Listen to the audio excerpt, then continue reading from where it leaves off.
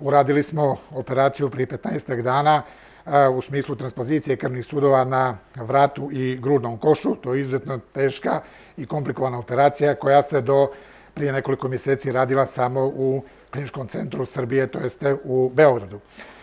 Nakon stabilizacije stanja i hemodinamske stabilnosti, Centar za endovaskularnu hirurgiju, odnosno u Centru za interventnu radiologiju, je urađena i finiš te operacije, a to je plasiranje stenta kod disekcije torakalne aorte. Uz pomoć menadžmenta naše kuće, direktora Erakovića i direktorice Mugoše, mi smo dobili nekoliko mladih specijalizanata, 3-4 na putu smo da dobijemo još jednog i mislim da Centar za vaskularnu hirurgiju, koji je do prije nekoliko godina imao taj kadrovski problem, da ga zaista više nikada neće imati u budućnosti. Kod pacijenta starosti 55. godište, kod koga je verifikovana teška, komplikovana disekcija tip 3 koja je zahvatila grudnu i stomačnu aortu.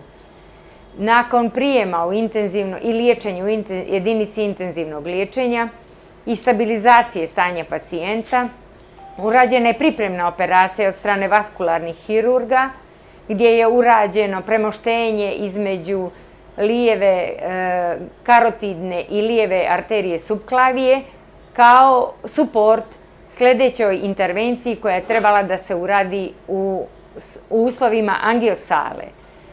Ova procedura podrazumijeva ugradnju stentova, stent graftova koji će obezbijediti da zid aorte bude stabilan, da ne dolazi do daljeg rascijepa i da se ne dese fatalne komplikacije kod ovog pacijenta. Pacijent se danas nalazi na odjeljenju intenzivne njege, što sleduje 24 sata. Očekujemo svaki trenutak da ga premjestimo na odjeljenje vaskularne hirurgije u potpuno zadovoljavajućem stanju, hemodinamski i klinički potpuno stabilan, sa pokretnim ekstremitetima, bez bolova i siguran. Kao takav pacijent će biti, nadamo se, ne očekujemo nikakve komplikacije, uskoro otpušten iz Kliničkog centra Crne Gore, siguran da je završeno jedno veliko i veoma komplikovano stanje.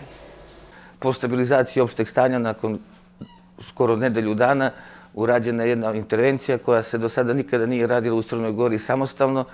Dr. Maraš kao šef ekipe i ja smo uradili tu intervenciju. Nakon toga urađena endovaskularna procedura koja je protekla uredno. Ja sam ponosan na cijeli tim koji je to uradio i da smo napravili jedan veliki iskorak u liječenju naših pacijenata koji mogu da se liječe u našem kliničkom centru. I zahvalan sam svima, kao i rukovodstvu i kliničkom centru. Hvala vam puno. Ja sam Zlatko Privelić iz Herceg Novoga. Jedan dan mi je pozivalo bilo, uputili su me ovamo, došao sam u Podgoricu i tu su odmah u roku 3 dana prvu operaciju napravili. Nisam, što se kaže, ni bolovo od nje nešto, ni da ima neke posljedice, nema. Juče je bila ova druga i šta da kažem, samo to da se i ovdje može dosta toga uraditi, a ne samo u Zagreb, Ljubljanu, Beograd i šta znam.